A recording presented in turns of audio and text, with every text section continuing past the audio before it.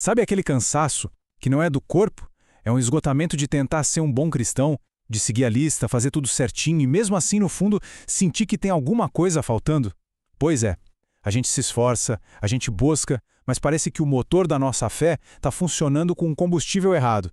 E se a gente tiver passado a vida inteira olhando para o lugar errado? A gente, sem perceber, transforma a fé num checklist. Ir à igreja, orar, ler a Bíblia, ajudar as pessoas. Tudo isso é ótimo, claro que é. Mas o problema é quando essas coisas viram o centro. A nossa identidade vira a pessoa que faz as coisas na igreja. E Jesus na cruz. Isso vira tipo o ingresso que a gente usou para entrar na festa, mas que depois fica esquecido no bolso. Só que o ingresso não é só para entrar, ele é a própria festa. E é exatamente aqui que o apóstolo Paulo chega e vira a mesa de tudo que a gente pensa sobre a vida com Deus.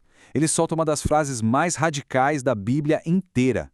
Ele diz: "Longe esteja de mim gloriar-me, a não ser na cruz." Pensa comigo. Ele não disse eu me glorio porque oro muito, ou porque meu ministério é grande, ou porque eu entendo de teologia. Não. Ele disse: minha única fonte de valor, o único motivo pelo qual eu bato no peito é a cruz. Tá, mas o que significa isso na prática, se gloriar na cruz? Pensa em tudo que a gente usa para construir nossa identidade, né? Nossa profissão, nossa família, nossas conquistas, até mesmo a nossa imagem de bom crente. Gloriar-se na cruz é pegar tudo isso e colocar no seu devido lugar, um degrau abaixo. A cruz se torna a nossa bússola, o nosso norte. Não é que as outras coisas somem, não é isso. Mas elas deixam de ser a fonte do nosso valor. O seu valor não está no seu sucesso profissional. E também não está no seu fracasso. O seu valor está cravado num evento de 2000 anos atrás. Isso muda tudo. É uma reorientação total de vida. E quando essa virada de chave acontece, uma coisa impressionante se manifesta. A vida cristã deixa de ser sobre se esforçar para ser bom e passa a ser sobre viver em vitória.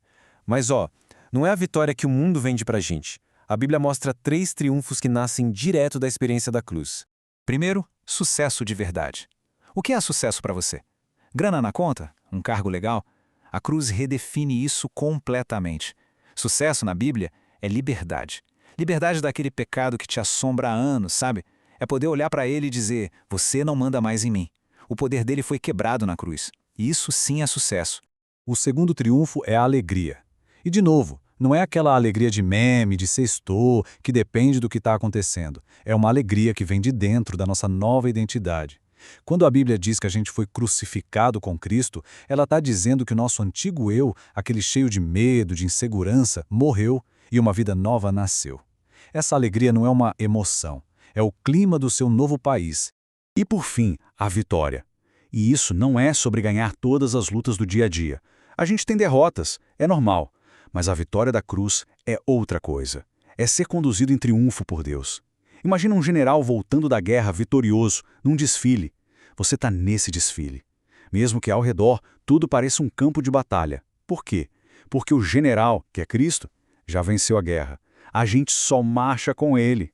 Ok, se a cruz vira o centro de tudo, qual o resultado disso na nossa relação com o mundo? Paulo continua, e o que ele diz é de cair o queixo, pela qual o mundo está crucificado para mim e eu para o mundo. Isso aqui não é só uma frase bonita, é uma declaração de divórcio, uma separação de mão dupla.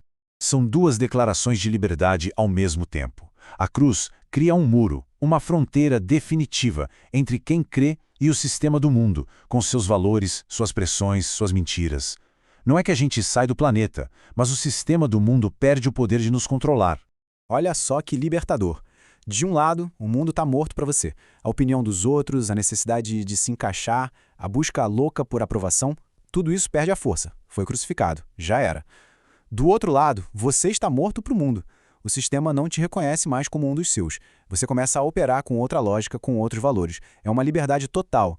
E a coragem para viver assim vem das palavras do próprio Jesus. Tem de bom ânimo, eu venci o mundo. Pensa na força disso. Se o nosso rei já declarou vitória sobre todo esse sistema, por que nós ainda insistimos em viver como se fôssemos escravos dele? E é aqui que a gente amarra tudo. É por isso que essa mensagem da cruz é tão radical, porque ela simplesmente traça uma linha na areia. Ela cria uma grande divisão. De um lado, existe a fé de verdade, que tem a cruz como seu único centro de gravidade. E do outro, uma fé anêmica, Um cristianismo light, que tenta ser amigo de todo mundo, que não ofende ninguém, mas que no final das contas não tem poder para transformar vida nenhuma. Ou o nosso foco é total em Cristo crucificado, ou a nossa fé vira só mais uma filosofia de vida inofensiva. E o que é que neutraliza o poder da cruz na nossa vida e nas nossas igrejas? É quando a gente mistura o evangelho com autoajuda. É quando a gente se preocupa mais com as métricas de sucesso do mundo do que com a fidelidade a Cristo. É quando trocamos a mensagem radical da cruz por filosofias que só fazem a gente se sentir bem, mas não nos libertam de verdade. É como colocar água no motor da nossa fé. Simplesmente não vai funcionar. E a conclusão disso é dura, mas a gente precisa ouvir. Se a mensagem central não for Cristo crucificado, todo o resto, toda a nossa correria, nossos ministérios, nossos programas, no fim vai dar em absolutamente nada. É tudo ou nada. A pergunta que fica pra gente é essa: como é que pode um único símbolo, uma imagem de tortura e de derrota, carregar dentro de si o poder de redefinir o que é sucesso, alegria e vitória? Mas talvez a verdadeira pergunta não seja essa. Talvez a pergunta seja: eu estou permitindo que a cruz faça isso na minha vida?